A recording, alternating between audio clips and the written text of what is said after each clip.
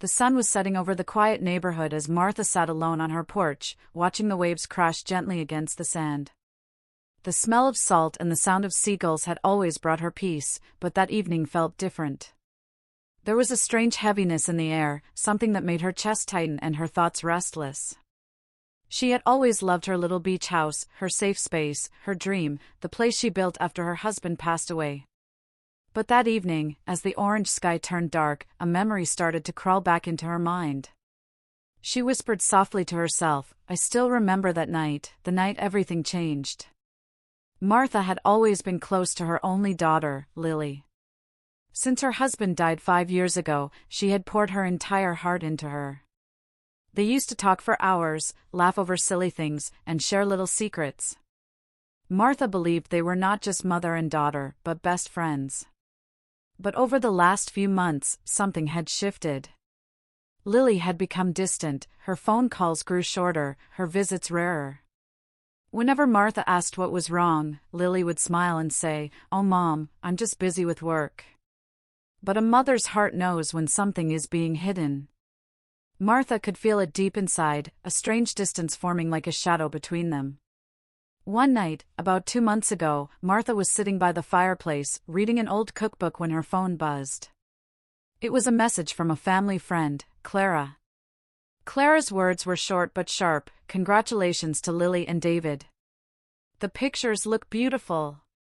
Martha frowned, confused. "What pictures?" She opened the message, and her hands began to shake. There they were, Lily and her boyfriend, David, dressed in wedding clothes, standing under a floral arch, smiling, surrounded by people Martha had never even seen before. Her own daughter was married. And she hadn't even known. The phone almost slipped from her hands as tears filled her eyes. Her breathing became heavy. She scrolled through the photos over and over, hoping there was some mistake. But it was all real. The date, the rings, the vows, everything. Her little girl had gotten married without even telling her. Martha felt something inside her break. She sat there for hours, frozen, her heart pounding with pain and disbelief. How could Lily do this? Why would she? She didn't sleep that night. She didn't eat the next morning. She just stared at her phone, waiting, hoping for a call that never came. Days passed, and still no message from Lily. Martha tried to stay calm, tried to tell herself there must be a reason. Maybe there had been a misunderstanding. Maybe Lily had planned to tell her after the wedding. But when she finally gathered the courage to call, the call went straight to voicemail. "Hi, this is Lily. Leave a message." Martha hung up before she could speak. The sound of her daughter's voice hurt too much.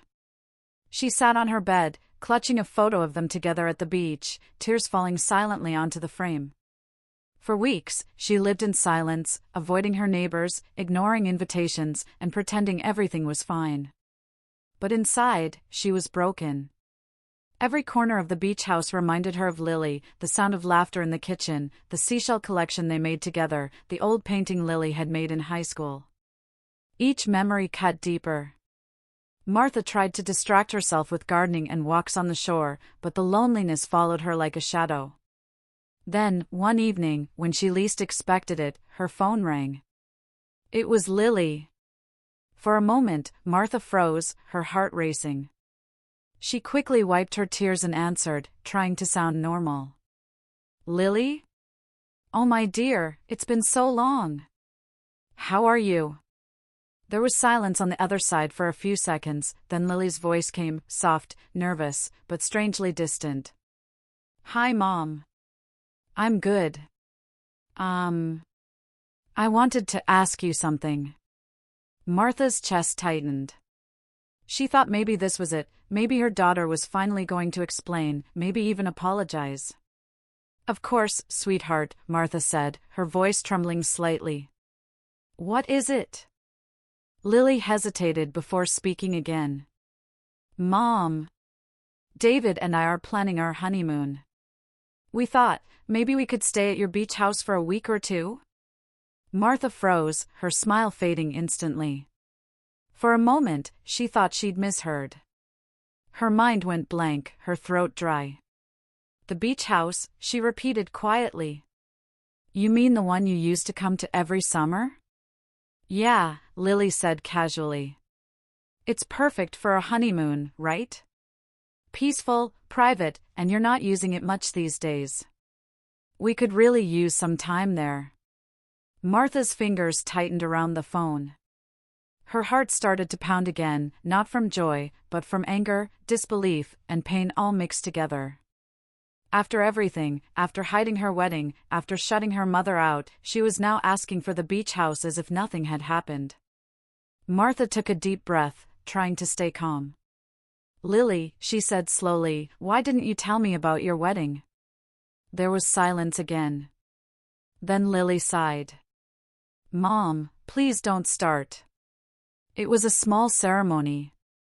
We didn't want any drama or big family gatherings. You know how you can be sometimes. Those words cut through Martha like a knife. She could feel her chest tightening, her eyes burning. How I can be sometimes. She thought bitterly. She had given her daughter everything, love, care, sacrifices, and now she was being treated like a burden. Martha closed her eyes, forcing herself not to cry. So you didn't want me there, she whispered, but you want my house for your honeymoon? There was an awkward pause. Lily spoke again, her tone defensive. Mom, please don't make this a big deal. It's just a house. We'll take care of everything. I thought you'd be happy for me. Happy? Martha wanted to scream. But her voice came out soft and trembling. Lily, I don't think I can talk about this right now. She hung up before Lily could reply. She sat there, phone in her lap, shaking. The audacity, the coldness, it was like talking to a stranger, not her daughter. That night, Martha didn't sleep again. She walked through every room of her beach house, memories flashing through her mind like old photographs.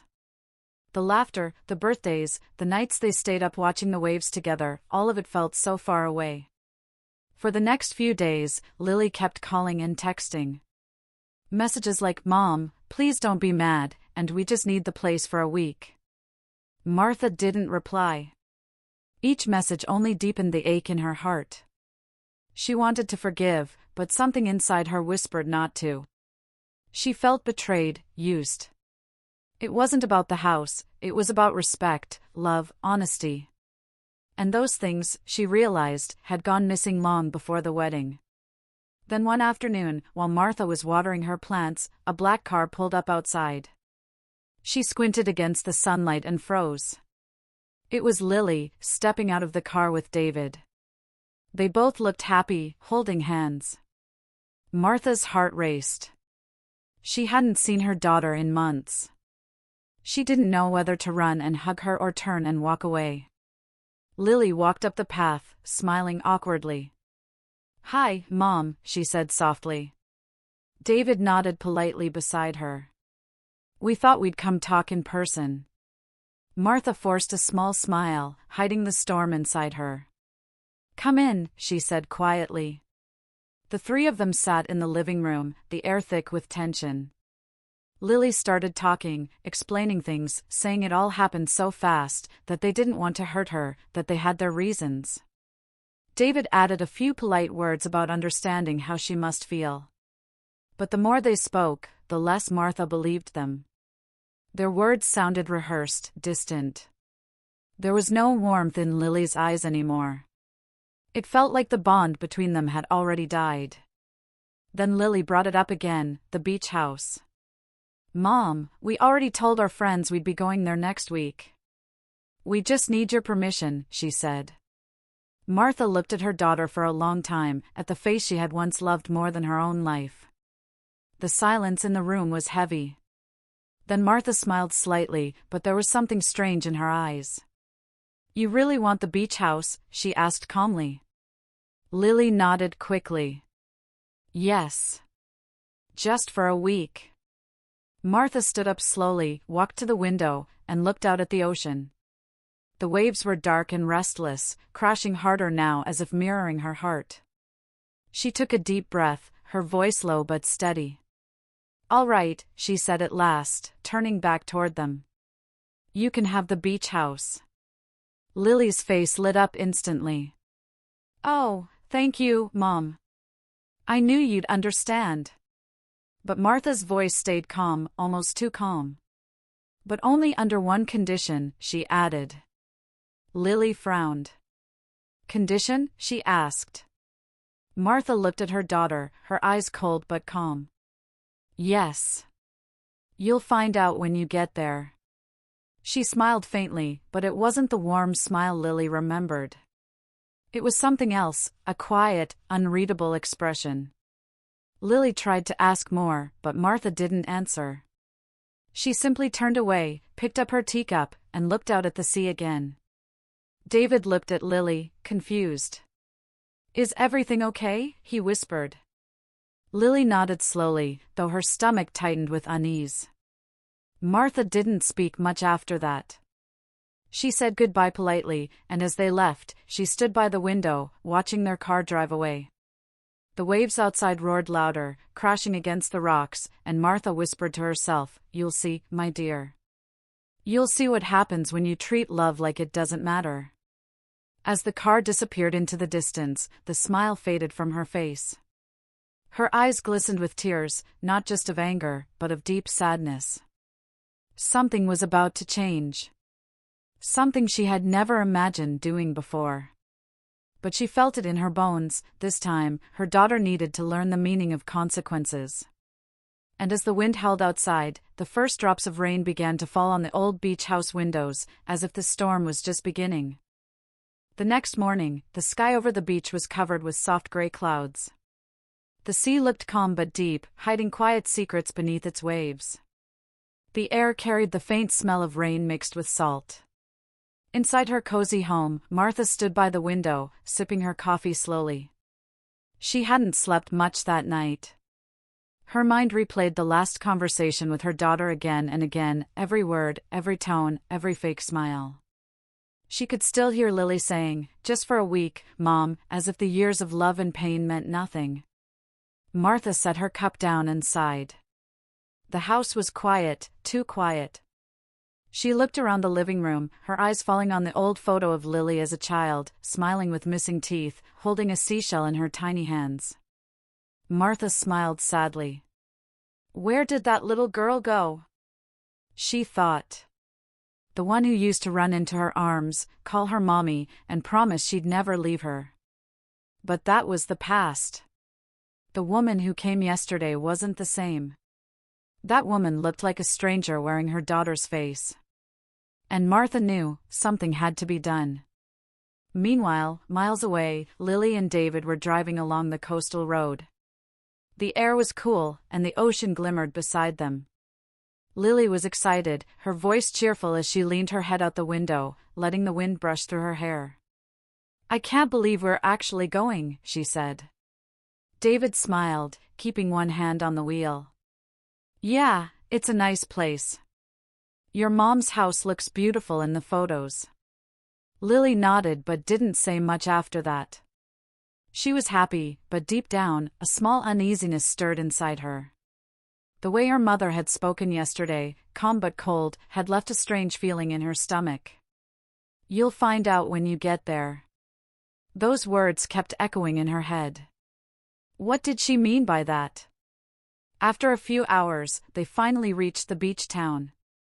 The roads narrowed, lined with tall palm trees swaying gently in the breeze. The smell of the ocean filled the air, and soon, the small white house appeared at the end of the lane. It stood quietly, facing the sea, surrounded by sand and silence. "Wow," David said, parking the car. "It's beautiful. It looks like one of those postcards." Lily smiled faintly, though she still felt a chill. She stepped out of the car, her heels sinking slightly into the sand. The wind brushed her hair as she looked at the house, the place where she had spent most of her childhood summers. It looked exactly the same, the white walls, the blue shutters, the little wooden deck facing the water. Everything was just as she remembered. Yet somehow, it felt different. Quieter. Colder. They unlocked the door and stepped inside. The air inside smelled faintly of lavender and sea salt, just as it always had. Sunlight streamed through the windows, casting long, golden lines across the floor. The furniture was simple and neat, nothing fancy, just warm and homely. David whistled softly. "Your mom has great taste," he said. "It's peaceful here." Lily nodded but didn't reply. She walked through the rooms slowly, touching the walls, looking at the old photographs that still hung on the hallway, pictures of her and her mother smiling, laughing, playing by the shore. But now, those smiles felt like ghosts from another life. She stopped in front of one picture, a younger version of her mother holding her in her arms, both covered in sand, laughing under the sun. For a second, she felt her throat tighten. She quickly turned away. "Hey," David called from the kitchen. "There's food here. Your mom left a basket, bread, fruit, and, is that wine?" Lily walked in and saw a small wicker basket on the table, covered with a note. She picked it up, her hands trembling slightly. The note read, "Enjoy your stay. The ocean always tells the truth, if you know how to listen. Mom." Lily frowned.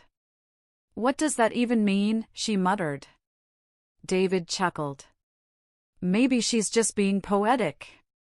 He opened the bottle of wine. "Come on, let's not overthink. This is supposed to be our honeymoon." They tried to settle in. For the first few hours, everything felt normal. They unpacked, cooked dinner, and sat on the deck watching the sunset. The sky turned shades of pink and gold, and the sound of the waves was soft and steady. For a while, Lily almost forgot her worries.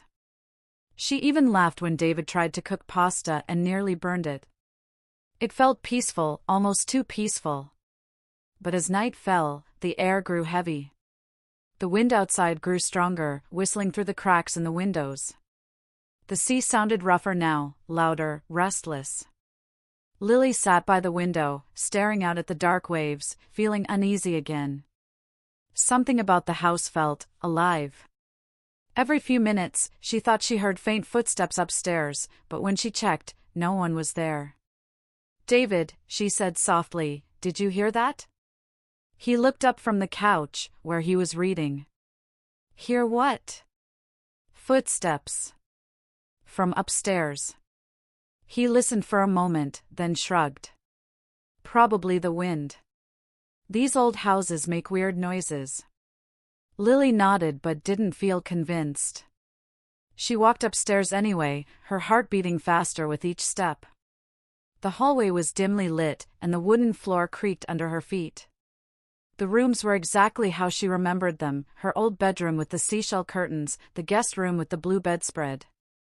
But everything felt too clean, too organized, as if someone had been here just recently. On her way back down, she noticed something odd, a small door at the end of the hallway, near the attic stairs. It was slightly open. She didn't remember that door before. She hesitated, her hand hovering near the handle, then slowly pushed it open. Inside, it was dark. The smell of dust and old wood filled the air. She reached for the light switch, nothing. The bulb was dead. She turned on her phone's flashlight and stepped inside. The room was small, almost empty, except for a wooden chest in the corner. Her heart began to race. She knelt down and brushed the dust off the lid. It wasn't locked. She opened it slowly, the hinges creaking. Inside were stacks of old photographs, letters, and a small journal bound in brown leather. She picked up the journal and flipped it open. The first page read, "Lily, one day, you'll understand." Her hands shook. The handwriting was her mother's. Before she could read more, she heard a sound behind her, a faint creak, like a footstep. She froze, turning her flashlight toward the door. Nothing. The hallway was empty. She quickly closed the journal, put it back, and hurried out, shutting the door tight behind her. When she came downstairs, David looked at her curiously. "Everything okay?" "Yeah," she said quickly. "Just an old room." He smiled and pulled her close. "Come on, you're imagining things. Let's get some rest." That night, they went to bed early. But sleep didn't come easily to Lily. She lay awake, listening to the sound of the waves crashing harder now, the windows rattling. The wind howled like a whispering voice outside. At one point, she thought she heard someone walking in the hallway again. She turned over and shook David's shoulder gently. "David, wake up." He groaned. "What is it?" "Someone's upstairs." "I swear I heard it." He sighed, got up, and walked to the door. "I'll check." He went out with a small flashlight, his steps echoing up the stairs. Lily waited, her heart thumping loudly in her chest. The minutes stretched. Then suddenly, David called out, "Lily? You might want to see this." She got up quickly and ran upstairs. When she reached him, he was standing in front of a wall in the hallway. There, carved faintly into the wood, were several words, scratched by hand. The light flickered over them, and Lily's eyes widened as she read them out loud. "Don't trust the water." Her voice trembled. "What does that mean?" David shook his head. "Probably some joke your mom played years ago." But Lily didn't think so. The letters looked fresh, as if carved recently. Her skin prickled. She stepped back slowly. They went back to bed, but neither of them slept much. Every sound made Lily flinch, the creak of the floor, the whisper of the wind, the crash of waves outside. At one point, she thought she saw a shadow move near the window, but when she looked again, it was gone. When morning came, the sea was calm again, the sunlight pouring through the curtains as if nothing strange had happened. David laughed it off, but Lily couldn't shake the uneasy feeling. She decided to go for a walk along the beach to clear her head. The sand was cool under her feet, and the waves gently touched her toes. She walked far, until the house was just a dot behind her. Then she saw something strange. Near a cluster of rocks, something was half buried in the sand. She walked closer and knelt down. It was a small glass bottle, corked tightly, with a piece of paper rolled inside. Her fingers trembled as she opened it and pulled the paper out. It was old and slightly wet, but the writing was still visible. It said, "She warned you. Don't let the ocean take what's yours." Lily's blood ran cold. She looked around, the beach was empty, silent except for the sound of waves. She stuffed the paper back into the bottle and hurried back toward the house, her heart pounding. When she reached the porch, she stopped. The front door was wide open, even though she was sure she had closed it before leaving. She stepped inside, calling softly, "David? Are you here?" No answer. The sound of the waves seemed to grow louder, echoing through the house. She walked into the living room. The wine bottle from last night was on the floor, broken. The curtains moved slightly, though the windows were shut. Her pulse raced. "David," she called again, louder this time. Still silence.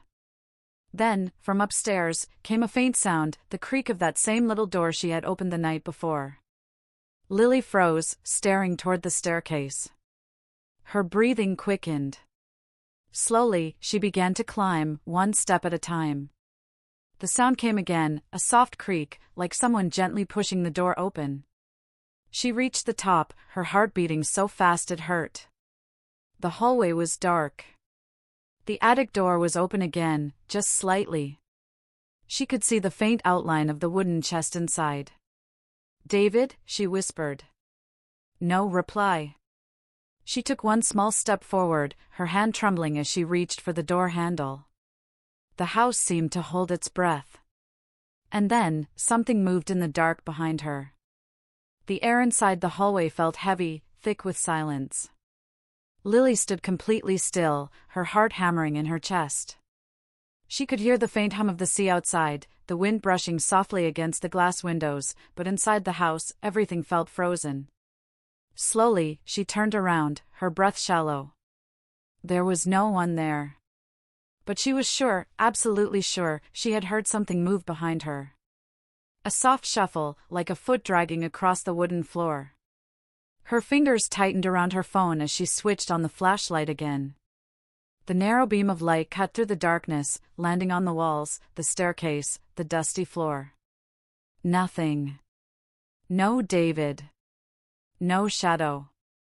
Nothing at all. David, she whispered again, her voice cracking slightly. No answer. She turned back to the attic door. It was open wider now, just enough for the light to spill into the small room. She took a slow breath and stepped inside. The smell of old wood and dust filled her nose, mixed with something faintly metallic, like rust. The wooden chest still sat in the corner, its lid half open, as if someone had been looking through it. Her hands shook as she knelt beside it. The letters and photos she had seen before were scattered now, as though someone had thrown them around. David, she said again, her voice trembling. If this is some kind of joke, please stop. She picked up one of the papers from the floor. It was another letter, her mother's handwriting again, but the words made her skin crawl. You took what was never yours. Now the sea will take you back. Lily dropped the paper instantly, her breathing quickening. What is this? She whispered, backing away from the chest. Her eyes darted around the room. Suddenly, something caught her attention, a small framed photograph on the shelf, one she hadn't noticed before. She walked closer and lifted it. Her heart stopped for a moment. It was a picture of her and her mother, taken years ago, but someone had scratched her mother's face with something sharp. Deep lines crossed over her mother's eyes, and behind the glass, a faint red mark stained the corner of the photo. It looked like dried blood. Lily gasped and dropped the frame. It shattered on the wooden floor. The sound echoed through the house, and from somewhere downstairs came a faint thud, like a door slamming shut. Lily turned toward the noise, her pulse racing. She ran out of the room and down the stairs, her bare feet pounding against the wooden steps. The living room was empty, but the front door was now closed tight. She ran to it and tried to open it, it wouldn't budge. She pulled harder, but it felt locked from the outside. Her mind spun. That's impossible, she thought. She hadn't locked it. Then she saw something on the kitchen counter, a folded note. Her name was written on it in neat handwriting. She picked it up with trembling hands. I told you the ocean tells the truth. Don't run from it. Lily's eyes widened. Mom, she whispered. What is going on? Just then, she heard footsteps again, heavy ones this time, from upstairs. Her heart jumped. David, she shouted, running toward the staircase. David, are you there? No answer. She ran up the stairs two at a time, her breath uneven, her throat tight. The attic door was still open, and she could hear faint creaking noises coming from inside. She pushed the door wider, her flashlight trembling in her hand. David? Her light moved across the room, and then she froze. There, sitting against the far wall, was David. His eyes were open wide, his face pale as chalk. He looked terrified, like someone had just whispered something awful in his ear. David! Lily cried, running to him. She grabbed his arm. What happened? Why are you sitting here? He blinked slowly, his voice low. There's something wrong with this house, Lily. What do you mean? He turned to her, his eyes darting toward the chest. I heard something. Someone whispering my name. I thought it was you, but when I came in here, the door closed by itself. Lily's stomach turned. It's probably just the wind, she said, though her voice didn't sound convincing even to herself. David shook his head. No, Lily. The whisper said something else. It said, she knows what you did. Lily froze. The blood drained from her face. What are you talking about? I don't know, he said, his voice shaking. But this place, it feels wrong. We should leave. Tonight. She nodded quickly. Yes. Let's go. They hurried downstairs together. David grabbed their bags and tried the door again, still locked. He rattled it, banged it, even tried the windows, but every single one was stuck. It was as if the house didn't want to let them leave. This doesn't make sense, Lily said, panic rising in her voice. How can everything be locked? David ran his hand through his hair, pacing. Maybe your mom left a spare key somewhere?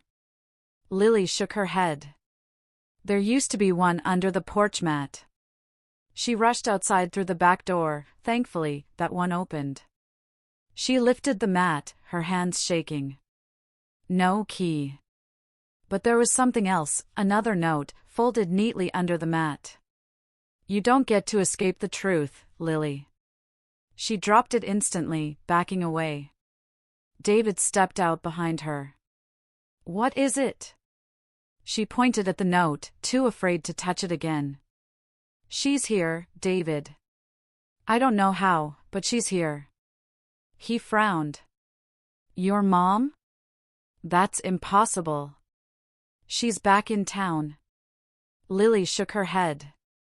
No. I can feel it. She's doing this. She wants us here for a reason. David grabbed her shoulders gently. Lily, listen to me. We're just tired. The house is old, the storm is making weird noises. Let's wait till morning. We'll figure it out then. She hesitated, then nodded slowly. He was right, maybe she was overreacting. Maybe it was just her guilt making her see things that weren't there. They went back inside, locked the back door, and tried to rest on the couch together. Hours passed. The wind howled outside, rain began to fall against the windows, and thunder rolled in the distance. The house creaked with every gust. David soon fell asleep, but Lily couldn't. She kept staring at the window, watching the lightning flash across the sky. And then, she saw it. A figure. Standing near the water. It was faint, but visible in the flashes of lightning, a woman in a long white dress, facing the sea. Her hair was blowing wildly in the wind. Lily blinked hard, thinking it was her imagination, but when the lightning flashed again, the figure was still there, motionless. Her breath caught in her throat. No, she whispered. It can't be. She stood slowly, moving closer to the window. The woman turned her head slightly, just enough for Lily to see her face. For a brief second, their eyes met through the rain. It was her mother. Lily gasped and stumbled backward. Mom, she shouted, running toward the door. She flung it open, the cold wind hitting her face as she ran outside barefoot, calling into the storm. Mom! What are you doing here? The figure didn't move. It just stood there near the water's edge, its white dress rippling in the wind. Lily ran closer, tears stinging her eyes from the rain. But as she reached the spot, the figure vanished. Gone. She spun around, searching frantically. The beach was empty. The only sound was the crashing waves and the distant rumble of thunder. Her heart pounded wildly as she turned toward the house, and froze. Someone was standing on the porch. It wasn't David. The person was taller, broader, their face hidden by the shadows. The figure didn't move, didn't speak, just watched her. Who are you? She shouted through the rain. No reply. Then, slowly, the figure lifted its arm and pointed directly at the ocean. Lily followed the gesture, turning her head, and what she saw made her knees weaken. Something was floating in the water, just near the rocks. A dark shape, moving with the waves. She took a step forward, squinting through the rain. No, it can't be. Her voice trembled as she moved closer to the water. The waves crashed harder, spraying cold salt water onto her skin. The shape came closer with every wave. It was a body. Lily screamed. She stumbled back, tripping in the sand.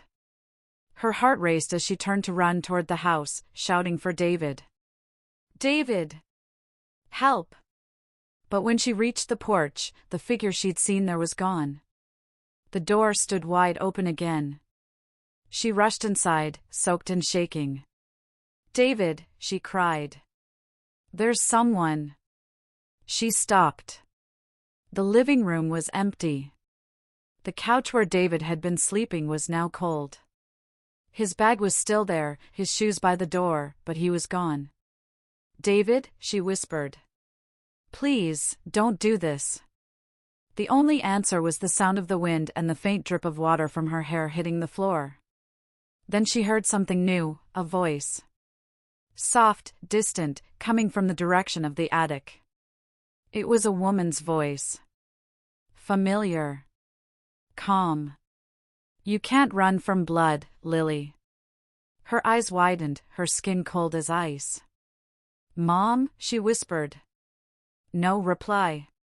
Just the whisper again, softer this time, like the wind itself was speaking. Come upstairs, Lily. You need to remember. Her hands shook. Her heart pounded so hard it hurt. Every part of her body screamed to run, to get out of the house, to flee into the rain and never look back. But something else pulled her, something deeper, darker, and stronger. She slowly began to climb the stairs again. Each step creaked under her trembling feet. The light flickered. The whisper grew louder with each step. When she reached the top, the attic door was wide open now. Inside, the little wooden chest was gone. In its place was something else, a wet trail of footprints leading toward the window. And just as she stepped closer to see where they led, the window slammed shut by itself. The entire house seemed to shake with the sound. Lily screamed, stumbling backward. The lights went out completely. And in the darkness, she heard it, the sound of someone breathing right behind her. The morning sun slipped quietly through the curtains, and the sound of the waves outside the window was calm, yet my heart was far from it. Linda had finally arrived with her new husband, Ryan. They stood at the gate of the beach house, holding hands, smiling like nothing had ever happened. I watched them from the balcony for a long time before opening the door. My hands trembled slightly as I turned the knob. The door creaked open, and there she was, my daughter, who had once held my hand and promised never to leave me alone, now standing there as if I were just another stranger. Mom, she said softly, her voice sweet, careful, polite. We're here. I nodded, forcing a smile.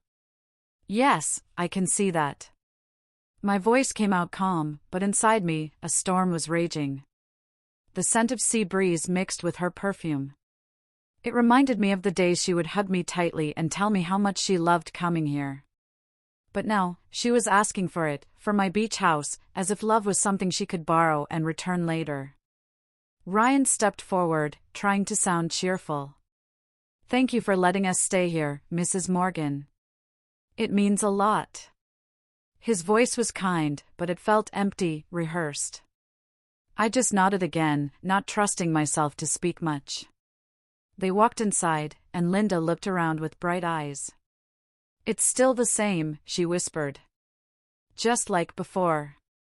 Yes, I said, because I never had a reason to change it. That made her fall silent. For a moment, I saw a flash of guilt in her eyes, but it disappeared as quickly as it came. She turned to Ryan, smiling again, pretending everything was fine. The house was filled with the soft sound of waves crashing and seagulls calling. I could hear their laughter echoing through the hallways as they explored each room. Every sound felt like a tiny cut in my heart. I went to the kitchen to make tea, hoping the small act would calm me down. My hands moved automatically, boiling water, setting cups, stirring sugar, but my mind was far away, trapped in the questions I didn't dare to ask. Why hadn't she invited me to her wedding? Why did she think she could just come here and act like nothing happened? That night, after dinner, Linda and Ryan went for a walk on the beach. I stood by the window, watching them. The moonlight touched the water, and their shadows moved slowly on the sand. They looked happy, whispering and laughing, like two young lovers lost in their own world. A part of me wanted to smile, to feel joy for her, but another part wanted to scream. How could she do this to me? When they returned, I tried to be kind. Did you enjoy the walk? I asked. It was beautiful, she said. This place feels like a dream. Her words were gentle, but the distance between us felt miles wide. Later that night, as I walked past their room, I heard her laughter again. But in between the laughter, I caught a whisper, a quiet, serious voice. I hope she doesn't find out, Ryan said softly. My heart froze. Find out? About what? I stopped in the hallway, my hand resting against the wall. The air felt heavy. I could hear Linda replying, her voice low and sharp. Don't worry. She won't. She never checks the papers. Papers? What papers? I stepped back quietly, afraid they'd hear me. My mind was spinning, trying to make sense of what I'd just heard. I went back to my room, sat on the bed, and stared at the floor for a long time. The sound of the sea outside no longer felt peaceful. It sounded like a warning. The next morning, I acted normal. I made breakfast, smiled, and even joined them for coffee on the porch. But inside, I was thinking of every word they had said. I watched their every move, how Ryan looked around the house, how Linda avoided my eyes. She used to look at me so openly, so honestly. Now, her eyes carried secrets. After breakfast, they said they wanted to go into town for some shopping. As soon as they left, I went straight to Linda's room. I didn't want to spy, but something inside me told me I had to. The room smelled of her perfume and the ocean breeze. I looked through the drawers carefully, my hands shaking. Then I found it, a folder inside her bag, half hidden under some clothes. I opened it. My breath caught in my throat. Inside were legal documents, property papers. My property papers. The beach house. My name was there, but below it, a new document had been added, waiting for a signature, mine. It said transfer of ownership. And below that, a date. A date for next week.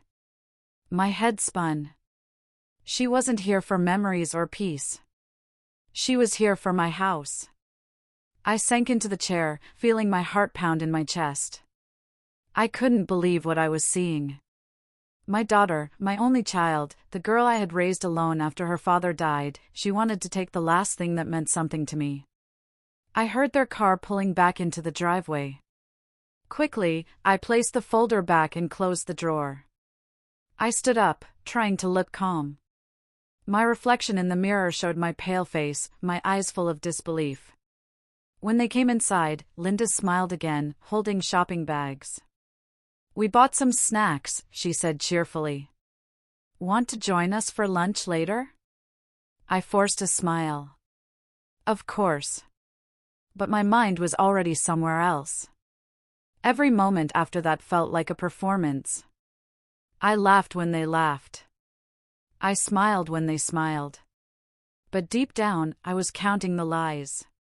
That night, I couldn't sleep. I walked down to the beach alone. The moonlight touched the waves, and the sound of the water filled my ears. I felt small, lost, and broken. My heart wanted to forgive her, but my mind whispered that something darker was happening. When I returned to the house, I noticed something strange. The light in my study was on. I never left it on. Slowly, I opened the door. There they were. Linda and Ryan, sitting at my desk, whispering. Papers were spread out everywhere. I stood frozen for a moment, hidden in the shadow of the hallway, listening. She'll sign it tomorrow, Linda whispered. I'll tell her it's just for maintenance approval. Ryan nodded. Once it's done, we can sell this place and start fresh. Sell. The word echoed in my mind like thunder. I stepped back quietly, tears burning in my eyes. My daughter wasn't just using me, she was planning to take everything from me. The house, the memories, my peace. Everything.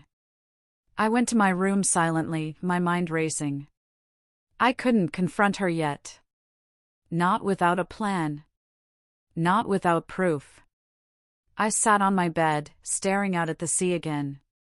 The calm waves seemed to whisper something I couldn't understand. The night was heavy, filled with secrets and betrayal. And as the clock struck midnight, I made a silent promise to myself. If my daughter truly wanted to take this house from me, she would soon realize she was not the only one keeping secrets. The next morning began with the sound of the ocean and the smell of coffee drifting through the hall. Everything looked peaceful, but I knew peace was only pretending. I sat at the dining table, my hands wrapped around a warm cup, watching the steam rise slowly. Linda came in wearing a white summer dress, her hair tied back, her face glowing in the morning light. Anyone would have thought she was a loving daughter spending a beautiful day with her mother. But I knew better now. Ryan followed her, holding a few papers rolled up in his hand. My heart tightened when I saw them. Were those the same documents I had seen last night? I kept my expression calm. I couldn't let them know I knew. Not yet. Good morning, Mom, Linda said with a smile, sitting across from me. You're up early. I always wake up with the sunrise, I said, sipping my coffee. My voice was steady, but inside me, anger and sadness were twisting like a storm. Ryan looked around and smiled. This place is beautiful, Mrs. Morgan. I can see why you love it so much. Yes, I replied softly, it holds a lot of memories. I let my eyes meet Linda's for a moment. She quickly looked away, pretending to stir her tea.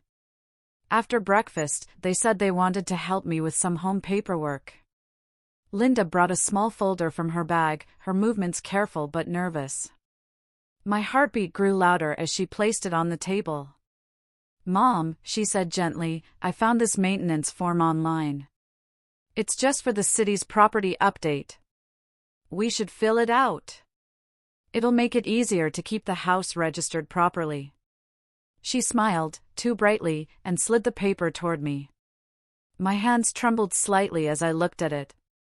I didn't need to read it. I already knew what it was. The transfer paper. The one that would take my house away from me forever.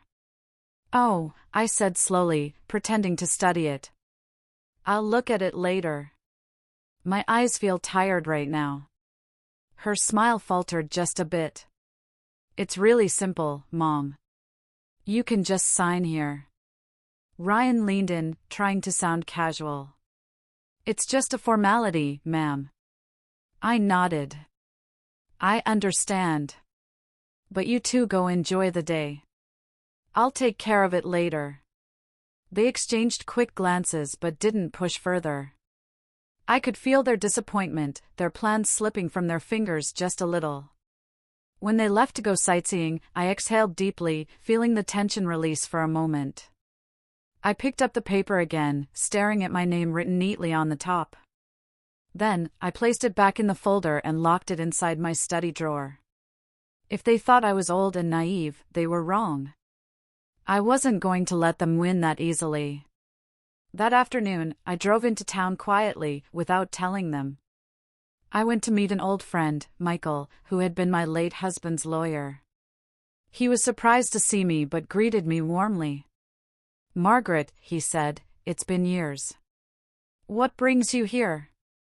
I need your help, I said softly, handing him the folder I had found in Linda's bag. He adjusted his glasses and read carefully. As he did, his eyebrows slowly rose. This is no maintenance form, he said firmly. This is a property transfer document. Once you sign this, the beach house will legally belong to her. I nodded, my eyes filling with tears. I thought so. He looked at me seriously. Do you want me to prepare something to protect you? Yes, I whispered. And I want to test something. What do you mean? I want to see how far my daughter will go to take what's mine. Michael leaned back in his chair, thinking. Be careful, Margaret. This could get ugly. I smiled faintly, though my heart was heavy. It already is. By the time I returned home, the sun was setting, painting the sky in orange and pink. Linda and Ryan were sitting on the porch, laughing, holding drinks in their hands. When Linda saw me, she ran toward me, pretending to care. Mom! Where were you? We were worried. Just went for a drive, I said simply, walking past her. My tone made her pause. I could feel her eyes following me as I went inside. That night, I couldn't sleep again. I walked through the house, letting my fingers brush the old wooden walls. Every corner, every photograph, every piece of furniture held a story, stories of love, laughter, and struggle. This house wasn't just a building. It was my life. As I reached the living room, I noticed something strange. The cabinet near the fireplace was slightly open. I never left it that way. I slowly opened it wider and froze. Inside, the small wooden box that held my husband's will was missing. Panic rushed through me. That will clearly stated that the house would remain mine forever, never to be sold or transferred without my written consent. Someone had taken it.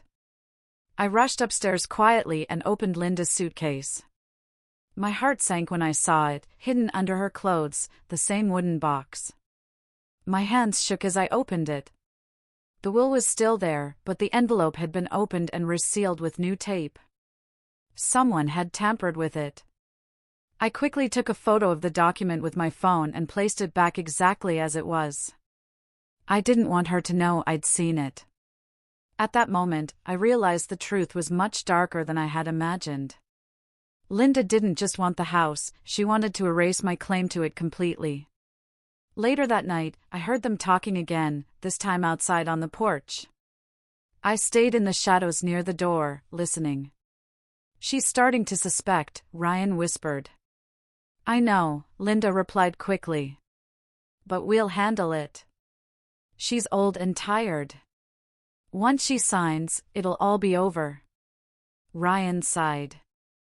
I still think we should have told her from the start. Linda's voice hardened. No. She would never have agreed. This is the only way. Her words stabbed through me like a knife. My daughter, my own flesh and blood, was plotting against me. I walked back to my room quietly, tears rolling down my cheeks. I sat on the bed, staring at the moon through the window. How had love turned into this? How had I raised someone who could lie to me, betray me, and still call me mom? But as I wiped my tears, I felt something change inside me. I wasn't going to let her destroy everything I had built. Not this time. The next morning, I smiled as if nothing had happened. I greeted them warmly, made breakfast, and laughed along. They didn't suspect a thing. But inside, I was already making my plan. If my daughter wanted a lesson in betrayal, she was about to get one. I looked out at the sea again, calm and endless. The wind brushed my face gently, as if whispering, "Be patient." And I was. Because I knew the truth was like the tide, no matter how much you tried to hide it, it always found a way to come back. The next morning, sunlight poured through the wide windows of the beach house. Everything looked peaceful, the kind of morning that should have felt beautiful, but there was nothing peaceful inside my heart. I had spent the entire night awake, thinking about every word I had overheard, every document I had seen, every lie my daughter had spoken with that soft, familiar smile. I knew one thing clearly now, Linda wasn't going to stop until she got the house. And if I wanted to protect it, I couldn't just wait for her next move. I had to make my own. I started my day as usual.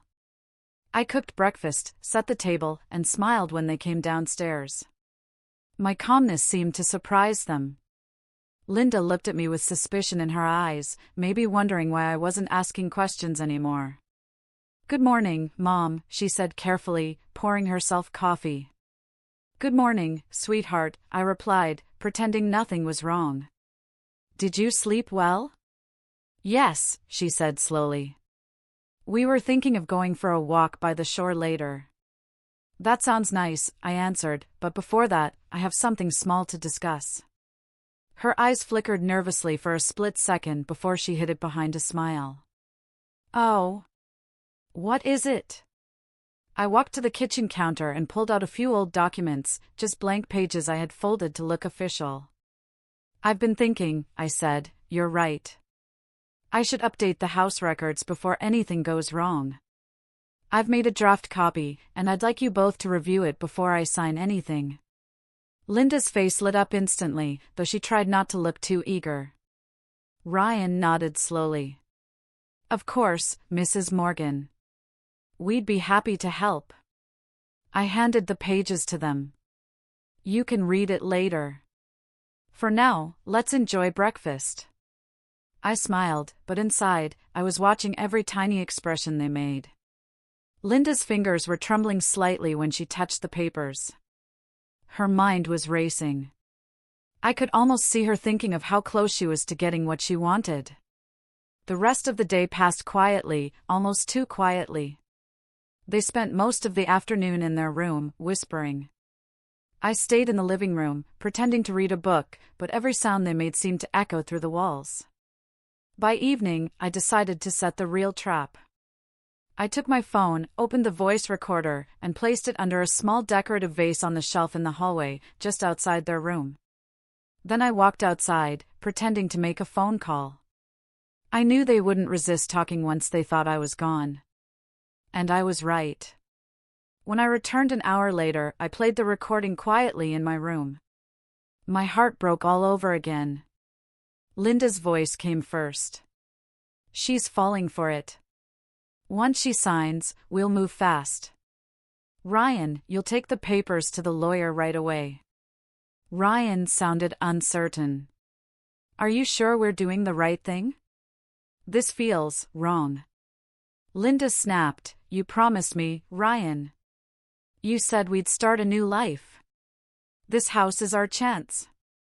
There was silence for a while, then Ryan said softly, "And what about her? What if she finds out?" Linda's answer chilled my blood. "If she does, we'll say she's confused. Everyone knows she's been forgetful lately. No one will believe her." I sat there, staring at the wall, tears burning in my eyes. My own daughter was planning not only to steal my home, but to destroy my reputation if I tried to stop her. But what she didn't know was that the recording I held in my hands would soon become her downfall. The next morning, I decided to play my role even better. I made them breakfast again, told them stories from when Linda was a child, and even laughed at Ryan's jokes. I acted as if I was the same loving, innocent mother I had always been. Inside, I was burning with quiet determination. After breakfast, I said, "Linda, can you come with me to the study? I want to finalize the papers. You said you wanted me to sign, right?" Her face brightened instantly. "Yes, of course, Mom." We went inside. I sat at the desk and took out 2 sets of papers, one real, one fake. The real one was the document I had asked Michael, my husband's old lawyer, to prepare. It was a will update. It said that the beach house, under any circumstances, would never be transferred without direct verification from him. The fake one looked exactly like the transfer document she wanted me to sign. I pushed the fake one toward her. "Here," I said sweetly. "Is this the one?" She looked nervous for a second, then smiled. "Yes, Mom. That's the one. You just need to sign here." "All right," I said. I took the pen and signed it slowly. Her eyes sparkled with greed and excitement as she watched. "There," I said softly, "all done." She exhaled with relief, trying to hide her victory. "Thank you, Mom. You won't regret this." I smiled. I hope not, dear. That evening, she and Ryan left for town again, probably to take the papers to whoever was helping them. I waited until the sound of their car disappeared down the road, then I called Michael. She took the bait, I said quietly. Good, he replied. You did the right thing. I've already filed a notice of protection for your property. Even if she tries to use those documents, they'll be invalid. Thank you, I said, feeling a weight lift slightly from my chest. But even as I spoke, I couldn't shake the sadness inside me. I wasn't happy about winning. I was heartbroken that this was what my life had come to, a mother setting traps for her own child. That night, I sat outside on the porch again, the moon high above the sea. The waves whispered softly, the same way they always had, but now they felt like they were mourning with me. When Linda and Ryan returned later, she looked calm, too calm. Her eyes met mine briefly, and I could see that she thought she had already won. She didn't know I had outsmarted her. Did you have a good evening? I asked. She smiled. Yes, Mom. Everything's perfect. I nodded, pretending not to notice the coldness in her voice. I'm glad. She went to her room, humming softly, while I sat there, holding my phone tightly. I replayed the recording one more time, listening to her cruel words. My heart hurt, but my mind was clear. Tomorrow, everything would change. I had one more surprise waiting, something that would show her what betrayal really felt like. But as I closed my eyes that night, one thought wouldn't leave me. How did my little girl, the one who used to build sandcastles beside me on this very beach, turn into someone capable of stealing my peace? The waves outside crashed harder than before, as if warning me that the real storm hadn't even begun yet. The next morning came with an uneasy silence. The air felt heavy, and even the sea seemed quieter, as if it knew something was about to happen. I stood in the kitchen, making tea, listening to the soft sound of boiling water and the ticking of the old clock on the wall. Every second felt slower than the last. Linda and Ryan hadn't come downstairs yet. I wondered if they were still asleep, or perhaps busy planning their next move. Either way, I knew this day would be different. Today, the truth would begin to surface. I sat at the dining table, my cup of tea untouched. My thoughts drifted to the past, to the years when Linda was just a little girl. She used to run barefoot across this beach, laughing, her golden hair glowing under the sun. She would say, "Mom, when I grow up, I'll build a house just like this one, right next to yours, so we'll never be apart." How innocent those words sounded then. How cruel they felt now. Soon I heard footsteps from upstairs. Linda appeared, dressed neatly, her hair brushed, her face calm but tense. Ryan followed her, silent as always. "Good morning, Mom," she said with that soft, practiced smile. "Good morning," I replied. "You both are up early today." "We have a few things to take care of in town," Ryan said, his tone a little too formal. I nodded, pretending to believe him. "Of course. I actually wanted to talk to both of you before you go." They exchanged quick glances. "About what?" Linda asked carefully. I smiled faintly.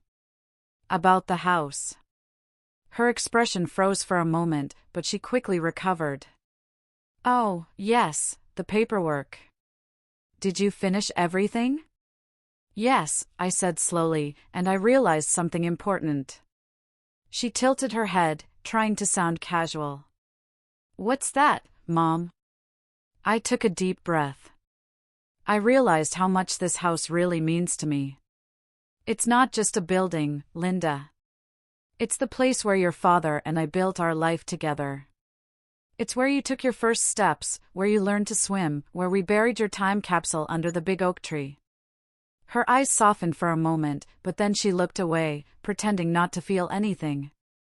"I know, Mom," she said quietly, "and that's why I wanted to keep it safe." "Safe?" I repeated, a bitter smile forming on my lips. "By taking it from me?" Her eyes widened. "What?" I leaned forward slightly, my voice low but steady. Don't pretend. I know everything, Linda. About the papers. About your plan. About how you were going to sell this place once my signature was on that form. For a few seconds, the room was silent. Only the sound of the waves echoed through the open windows. Ryan shifted uncomfortably. Mrs. Morgan, I think you're misunderstanding. I looked at him sharply. No, Ryan. I'm not misunderstanding anything. I heard both of you talking. I know what you planned. Linda's face turned pale. You were listening to us? I had to, I said softly. You gave me no choice. She stood there, frozen, her lips trembling slightly. Mom, it's not what you think. We were just trying to. Trying to what? I interrupted. Steal the only thing I have left? You opened your father's will, Linda. You tampered with it. Do you have any idea how much that hurt me? Tears welled up in her eyes, but they didn't fall. I didn't mean to hurt you, she said weakly. We just needed a place to start fresh. Ryan lost his job, and we. So you thought you'd take what's mine? I said, my voice trembling now, not with fear, but with anger. You could have come to me. You could have told me the truth. But you didn't. You lied. You used me. Ryan took a step forward. Please, Mrs. Morgan, calm down. Don't tell me to calm down. I shouted suddenly, slamming my hand on the table. The sound echoed through the room.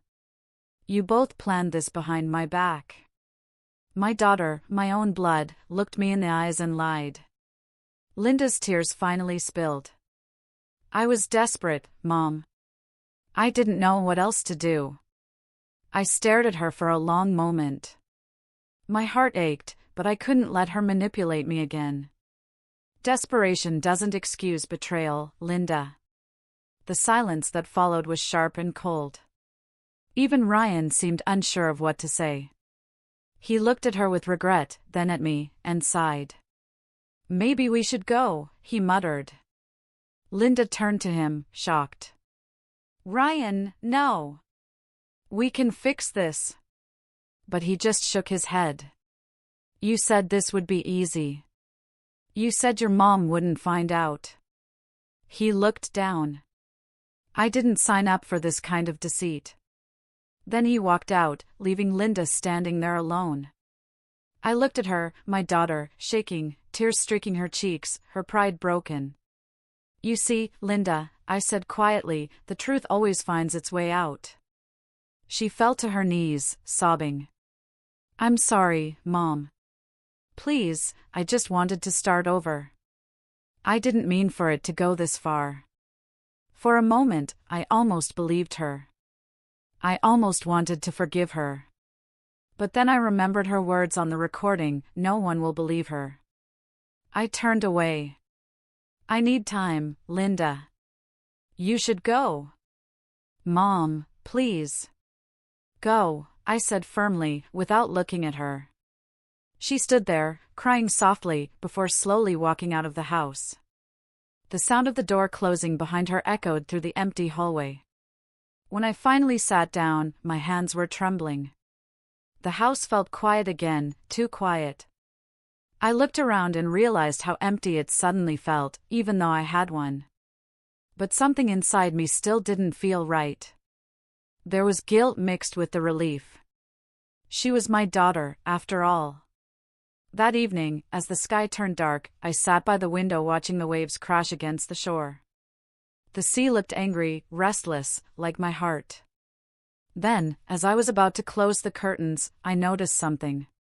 A shadow moved outside, near the beach gate. My stomach tightened. Linda's car was gone. Ryan had left too. But that shadow, it looked like someone standing near the old shed by the fence. I stepped closer to the window, my heart pounding. The figure moved again, slowly, carefully. Was it her? Had she come back? Or was it someone else entirely? I turned off the lights, the house falling into darkness, and listened carefully. The only sound was the wind and the waves, until I heard it. A door creaking open. From the direction of the shed. My breath caught in my throat as I realized someone was still here. And they weren't here for peace. The wind outside howled through the night, carrying the salty scent of the sea through the open cracks of the window. The moon hung low over the ocean, its pale light flickering across the sand like a trembling candle. I stood frozen near the curtains, my hand gripping the fabric tightly, my heartbeat echoing in my ears. The sound I had just heard wasn't my imagination. It was real, a slow, careful creak of the old shed door that stood just beyond the beach gate. No one had used that shed in years. Inside were only my late husband's fishing tools, some old furniture, and memories I'd tried to bury. But now, someone was out there. I moved quietly through the dark hallway, every step cautious, the wooden floorboards whispering beneath my feet. The silence of the house was so deep that I could hear the ticking of the old clock in the living room. I didn't dare turn on the lights. Whoever was out there didn't need to know I was awake. My fingers trembled slightly as I reached for my phone. The screen lit up, and for a brief second, my own reflection stared back at me, pale, tired, and scared. I thought of calling the police, but then something stopped me. What if it was Linda? What if she had come back, broken and ashamed, wanting to talk, to make things right? The mother in me wanted to believe that. But another voice whispered, "Be careful." I slowly unlocked the door and stepped onto the porch. The wooden steps creaked under my feet, and the cold night air brushed against my skin. The sound of the waves crashing grew louder, steady, and haunting. "Linda?" I called softly. My voice shook slightly. "Linda, is that you?" No answer. Only the sound of the wind whistling through the palm trees. I took a deep breath and walked toward the shed, the sand crunching softly beneath my slippers. The moonlight fell across the ground, casting long shadows from the trees. My heart thudded so hard I could feel it in my throat. As I neared the shed, I saw that the door was slightly open. It moved with the wind, creaking every few seconds. The sound made my skin crawl. I reached out and slowly pushed the door wider. The smell of damp wood and rust filled the air. Inside, it was dark except for a sliver of moonlight slipping through a crack in the roof. "Linda?" I said again, my voice trembling. Still no answer. I took a step inside. The air felt colder here. I could hear something dripping, water, maybe, or something else. My eyes tried to adjust to the darkness, and that's when I saw it, a shape in the corner, small and still. For a split second, fear froze me in place. My heart stopped. But when I leaned closer, I realized it was just an old fishing net, tangled around a chair. I sighed in relief and turned to leave, when suddenly, I heard a soft sound behind me. A whisper. "Mom!" I spun around, my breath catching in my chest. There she was. Linda stood in the doorway, her face pale in the moonlight, her eyes red from crying. She looked tired, broken, and soaked, as if she'd been walking for hours along the beach. Her hair was messy, her clothes clinging to her. "Linda!" I gasped. "What on earth are you doing here? You scared me." She stepped inside slowly, her eyes glistening. "I didn't know where else to go, Mom." I looked at her, anger and concern fighting inside me. "You can't just appear like this in the middle of the night. Why didn't you call me?" "I thought you wouldn't answer," she said quietly, her voice trembling. "You told me to leave. You told me you needed time." "I did," I replied, trying to calm my voice. "But that doesn't mean I wanted you to sneak around my house like a thief." Tears fell down her cheeks. "I didn't come to take anything. I just wanted to see you. To say I'm sorry, truly sorry." Her words hit something deep in me. Despite everything she had done, seeing her like this, fragile, broken, reminded me of the little girl she once was. The one who used to cry after scraping her knee, the one who used to run into my arms after a storm frightened her. I sighed and stepped closer. "Come inside," I said softly. "You'll catch a cold out here." She nodded and followed me back into the house. Once inside, I gave her a towel and made her sit near the fireplace. The flames flickered gently, throwing warm light across her face. She looked exhausted. "Where's Ryan?" I asked quietly. She stared into the fire. "He left," she whispered. "After you found out everything, he said he didn't want any more trouble. He said I ruined everything." I sat across from her. "You ruined nothing that can't be fixed. You made mistakes, yes. But running away won't solve them." "I know," she said softly, her voice breaking. "I don't even care about the money anymore, or the house.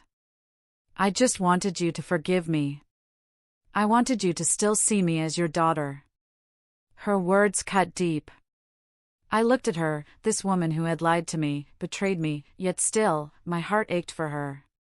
"You're my daughter, Linda," I said quietly. "That will never change. But trust, once broken, takes time to rebuild." She nodded slowly, wiping her tears. "I'll do whatever it takes, Mom. I promise." For a while, we sat in silence, just listening to the crackling fire. It felt like a fragile piece, the kind that could break with a single wrong word. Then I heard something, a faint noise outside. A car engine. Linda froze. I looked toward the window, where faint headlights flashed against the wall for a moment before turning off. "Who's that?" I whispered. Linda's face turned pale.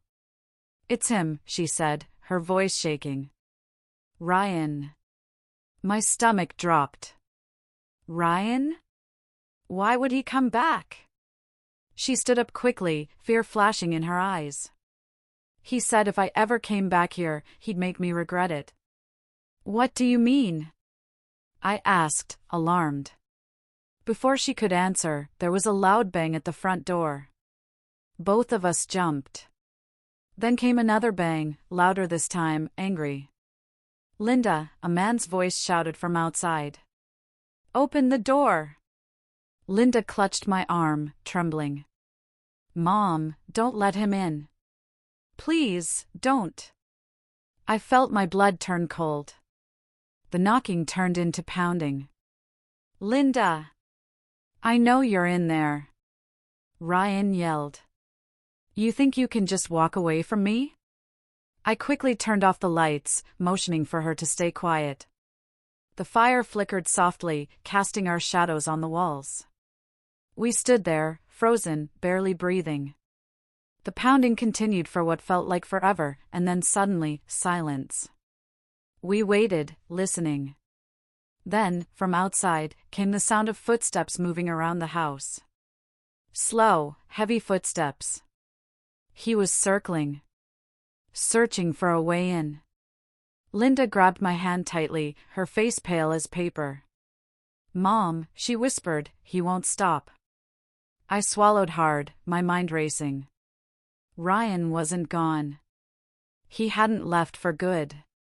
He was here. And this time, he wanted something far more dangerous than my house. The wind outside had turned wild. It slammed against the windows like angry fists, shaking the old house with every gust. The fire in the hearth flickered nervously, casting long, broken shadows across the walls. I stood frozen near the living room, holding Linda close to me.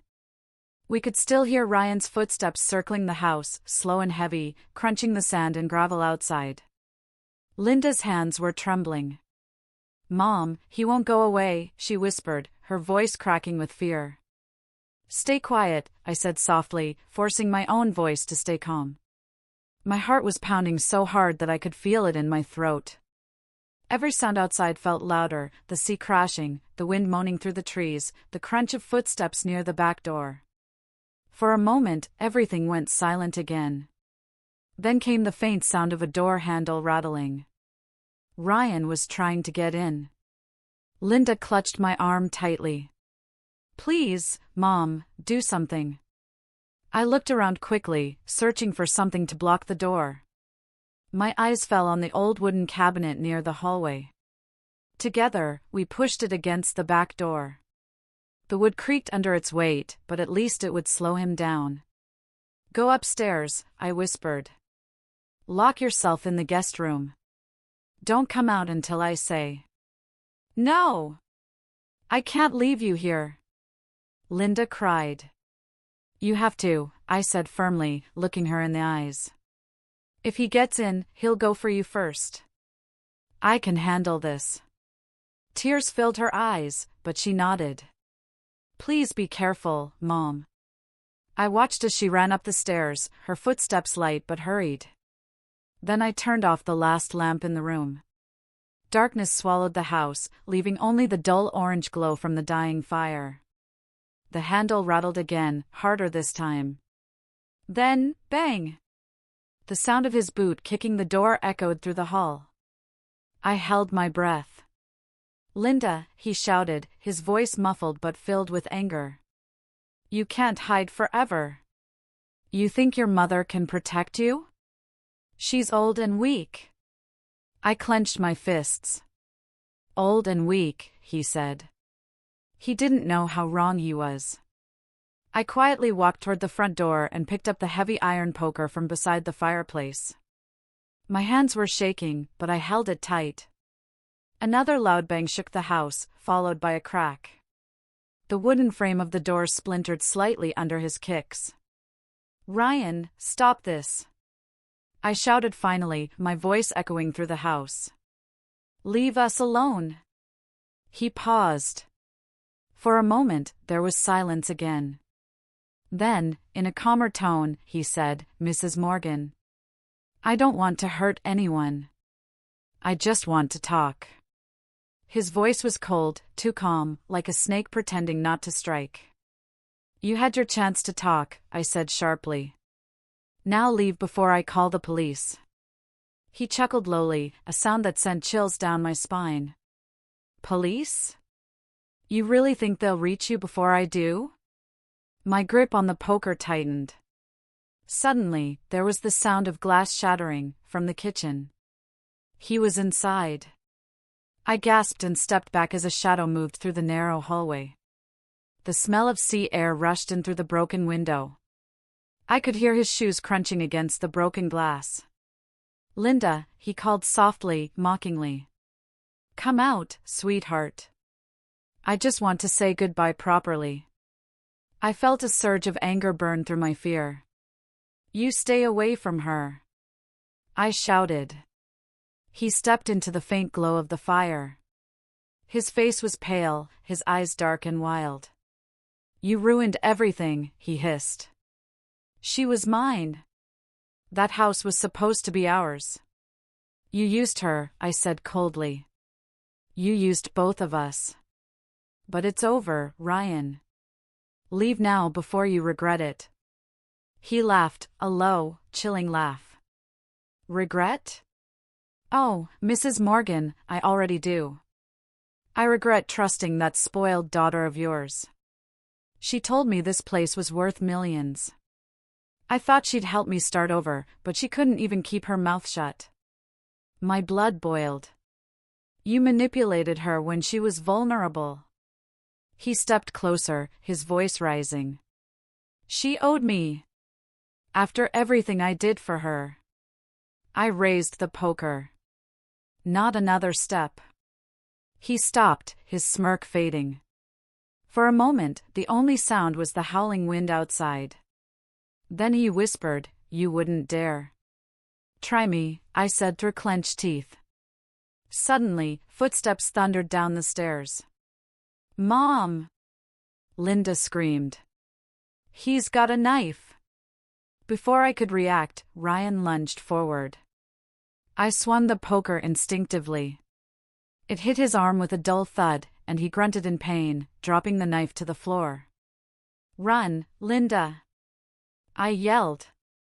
But instead of running, she grabbed the nearest object, a vase from the table, and threw it at him. It shattered against his shoulder, making him stumble backward. I took my chance. I grabbed the knife and pointed it at him. "Get out of my house, Ryan. Now." He looked at both of us, breathing heavily, fury burning in his eyes. "You'll regret this," he spat. "You'll both regret it." Then he turned and ran through the kitchen door, disappearing into the darkness of the night. I locked the door behind him and leaned against it, my whole body shaking. Linda collapsed into my arms, crying uncontrollably. "It's over," I whispered, holding her tightly. "He's gone." But deep inside, I wasn't sure. Ryan was not the kind of man to walk away quietly. He had a look in his eyes, a promise that this wasn't the end. We stayed awake the rest of the night, too scared to sleep. Every sound outside made us jump. The wind, the waves, even the rustling of the trees felt threatening. When the first light of dawn finally broke across the horizon, the world felt strangely quiet. The ocean was calm again, and the sky painted in soft orange and pink. But peace didn't come easily. As I poured 2 cups of coffee for us, Linda sat silently by the window, staring out at the sea.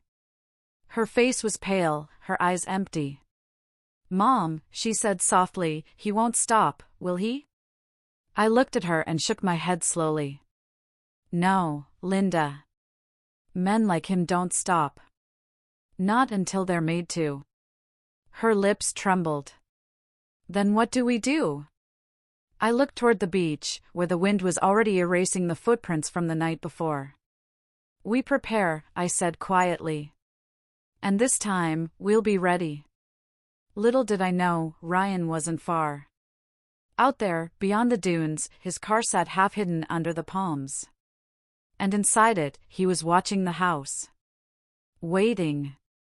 The morning sun rose slowly over the ocean, its golden light spreading across the waves like a quiet promise of peace. But inside me, peace was still far away. My hands trembled as I held my cup of coffee, the warmth doing little to calm the storm inside. Linda sat beside me at the table, her eyes swollen from crying, her face pale and tired. Neither of us had slept. The memory of last night, Ryan shouting, the glass shattering, the knife glinting in the firelight, kept replaying in my mind like a broken record. Every sound outside made me flinch. Every creak in the old house sounded like danger. I looked at my daughter, who sat there quietly, staring out the window. Her reflection in the glass looked fragile, small, like the little girl she once was. The one who used to run along this very beach with sand-covered feet, laughing as her father chased her with a bucket of shells. Now she was a grown woman, but in this moment, I saw the same fear in her eyes that I had seen when she was 5 and had her first nightmare. "Mom," she whispered finally, her voice shaky. "What if he comes back?" I took a deep breath. "Then he'll find us ready this time." She looked at me, confused. "Ready how?" I set my cup down and stood up. "We're not hiding anymore." That morning, I called the police and filed a full report. I told them everything about Ryan, the threats, the break-in, everything that had happened. The officer on the phone promised to send a patrol to keep watch over the area, but deep inside, I knew that the law sometimes moved too slowly. Still, I wasn't going to wait around in fear. While Linda rested upstairs, I walked around the house checking every door and window. I replaced the broken lock in the kitchen and found the old security camera system my husband once installed years ago. I reconnected the wires, and to my surprise, the cameras still worked. By noon, the house was sealed like a fortress. But I still couldn't shake off the feeling that Ryan was near, watching. And I was right. When night fell again, the wind was quiet this time. The waves whispered softly, calm and steady. The air smelled of salt and rain. I sat by the window, staring into the dark, my heart pounding with every shadow that moved outside. At around midnight, I saw it, the faint beam of a flashlight flickering near the edge of the property. I froze. The light moved slowly, tracing along the fence, then stopped near the back gate. I didn't need to guess who it was. Ryan. I turned off the lamp and crept upstairs to Linda's room. She was asleep, her face peaceful for the first time in days. I shook her gently. "Linda, wake up," I whispered. Her eyes opened slowly. "What's wrong?" "He's back," I said quietly. "Stay here. Lock the door and don't come out, no matter what happens." Fear flashed in her eyes. "Mom, please don't go out there." But I had to. This was my home, our home, and I wasn't going to let him destroy it again. I went downstairs, gripping the iron poker once more. The moonlight streamed through the windows, painting silver lines across the wooden floor. From the living room, I could see him, standing near the gate, trying to pry it open. His movements were slow, careful, but desperate. I stepped closer to the window and shouted, "Ryan! This ends tonight." He froze. His head turned toward the house, and even from here, I could see the anger in his eyes. "You should have stayed quiet, Mrs. Morgan," he growled. "You think you can stop me?" I opened the front door just enough to let my voice carry through the night. "If you take one more step, the police will be here before you can blink. I've got your face on camera this time." For a moment, he said nothing. Then he laughed, low, cruel, and broken. "You think that'll stop me? You think anyone cares about an old woman and her spoiled daughter?" His words cut deep, but I didn't show it. I stepped fully outside, standing tall. "I care," I said. "And that's enough." The flashlight beam hit my face, and for a moment, we stood there, two people, broken by anger, betrayal, and fear. Then suddenly, a voice shouted from behind him. "Freeze! Police!" Two officers emerged from the shadows, their flashlights cutting through the darkness. Ryan turned to run, but one of them tackled him to the ground. He struggled, shouting curses, but within seconds, they had him in handcuffs. Linda appeared at the door, her face pale, tears streaming down her cheeks. She ran to me, throwing her arms around me as the officers dragged Ryan away. "It's over, Mom," she sobbed. "It's finally over." I held her tight, feeling the weight of everything that had happened sink into my chest. The fear, the anger, the heartbreak, all of it started to fade as the red and blue lights reflected off the ocean waves. When the police car disappeared down the road, the night grew quiet again. The stars glimmered faintly above, and for the first time in weeks, I could breathe freely. We went back inside. The fire was still burning softly, its warmth spreading through the room. Linda sat on the couch, staring at the flames. "Mom," she said after a long pause, "I don't deserve your forgiveness. After everything I did." I sat beside her and took her hand. "You made mistakes, Linda. But you came back. You faced the truth. That's what matters now." She looked at me, her eyes filled with guilt and hope. "Can we really start over?" I smiled softly. "We can try. One day at a time." We sat there for hours, listening to the sound of the sea and the quiet crackle of the fire. The storm had passed, both outside and within us. The next morning, I walked along the beach as the sun rose high above the horizon. The waves washed gently over my feet, cool and soft. I closed my eyes and whispered a prayer, for peace, for forgiveness, for the strength to let go. Behind me, Linda stood at the porch, watching me with a small smile. The house, our house, stood tall once again, not just as a building, but as a place of healing. The place where lies were exposed, love was tested, and truth finally won. As I looked out at the endless sea, I realized something: sometimes, losing everything is the only way to see what truly matters. And in that moment, I finally forgave her, and myself. The waves crashed gently, erasing the last footprints from the night before. The past was gone. The future was waiting. And for the first time in a long time, I felt free. If you enjoyed this story, I said softly to the camera later that evening, please like, subscribe, and share your thoughts in the comments. Every story teaches us something. This one taught me that forgiveness doesn't make us weak. It sets us free.